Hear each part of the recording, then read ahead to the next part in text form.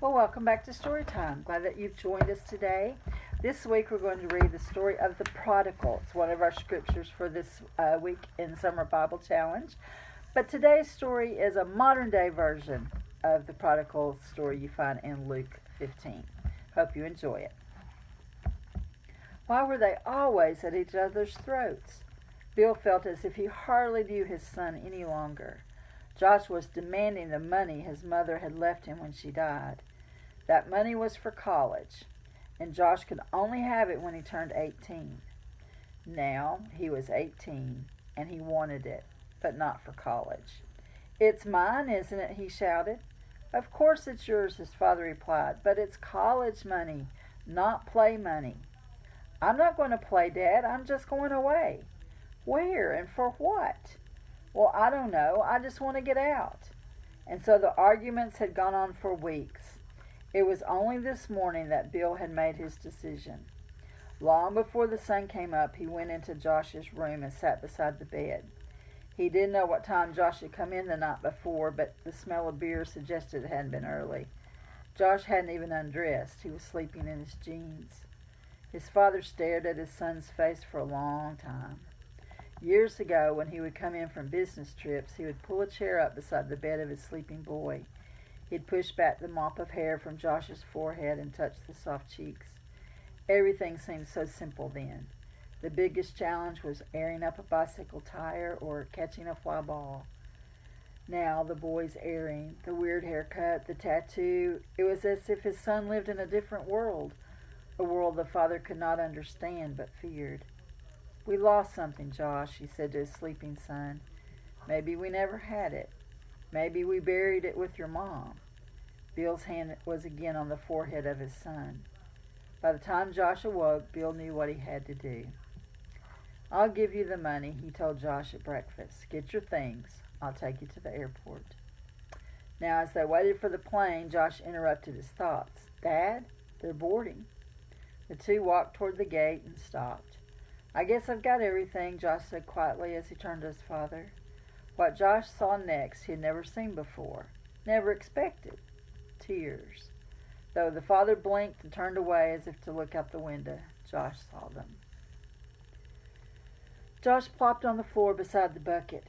He looked at the clock on the wall, 3 a.m. He was so tired.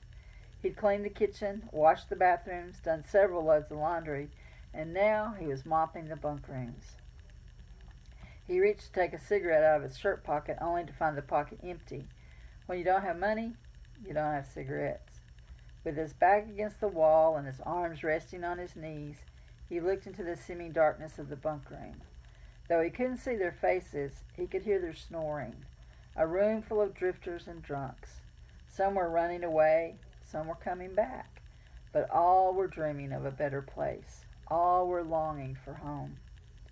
Of all the places Josh thought he would end up living, a Salvation Army bunkhouse wasn't one of them. When he had arrived in the city 3 months ago, he was cocky and rich. The only thing he flashed more than his money was his grin.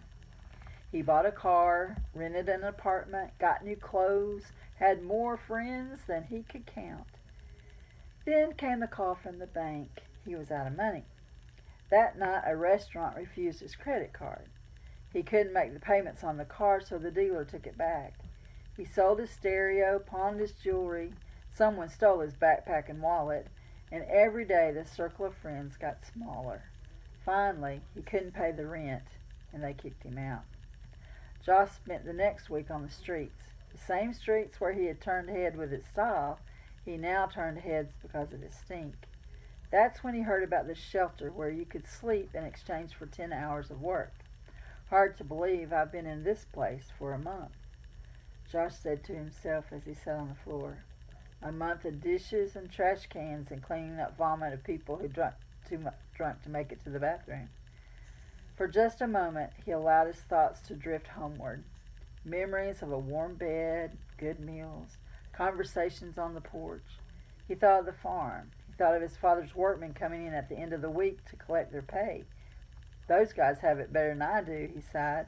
"Even the guy who cuts Dad's grass has a good meal and a home." Funny. Just a few months ago, home was a prison with too many rules, a cage holding a bird who wanted to be free. But now, Josh was longing for home. He stood and took a few steps into the bunk room he was about to clean, and suddenly he saw his face in the mirror. It looked different. He pushed back his hair and stared at the reflection. He saw something he had never seen before. He saw his dad.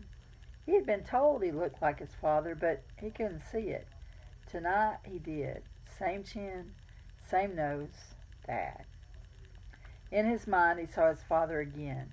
In the airport his father's words hadn't come, but his tears had, and the tears had said more than any words ever could have. Josh stood straight up and spoke aloud, so loud that the guy in the nearest bunk rolled over. Josh didn't care. I'm going home.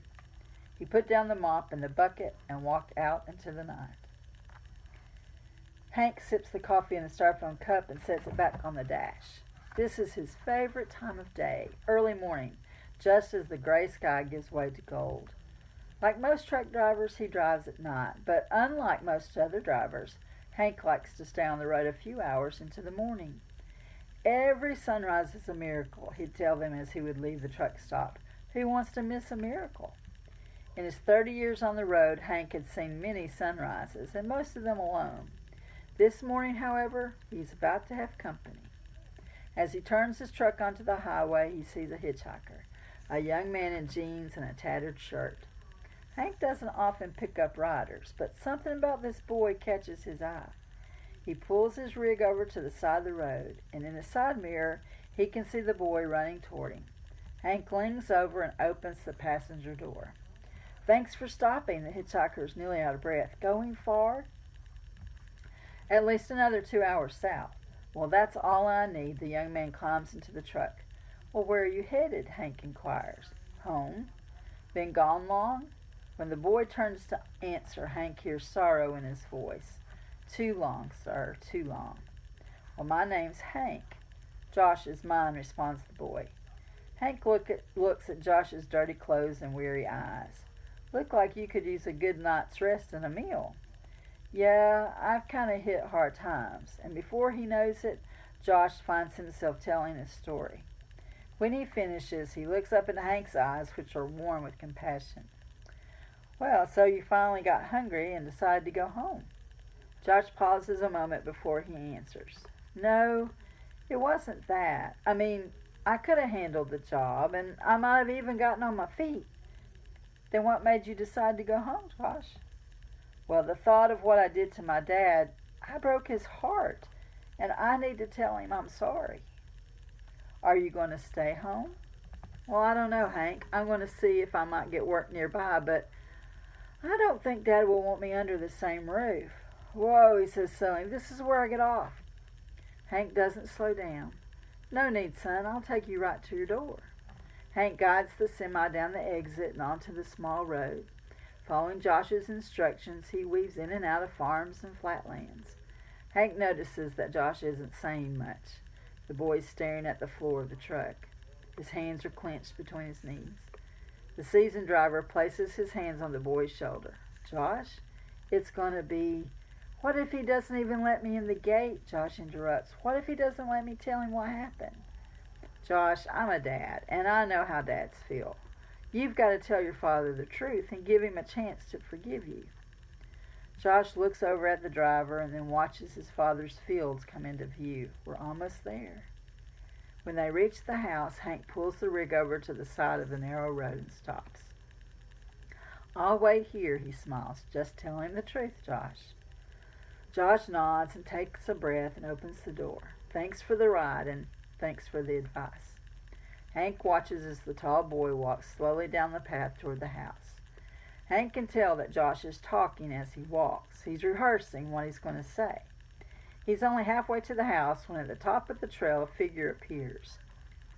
Though Hank has never seen him, he knows in an instant it's Josh's father, because only a dad would do what this man is doing. Running fast, arms spread wide and a smile no one can miss. For a few moments, Hank doesn't speak. He just memorizes the scene of the morning sun rising behind the dejected boy and the running father. Finally, Hank can stand it no longer. "Josh," he yells, "look!" When Josh sees his father only feet away and getting closer, he falls to his knees. He tries to speak, but once again the words won't come. His well-rehearsed speech is forgotten as he throws his arms around his father's waist. Hank wipes away the tears of his own as he starts his truck. He's seen what he came to see. He has seen the miracle of the morning. Thanks for joining us for Storytime. I hope you've enjoyed this one.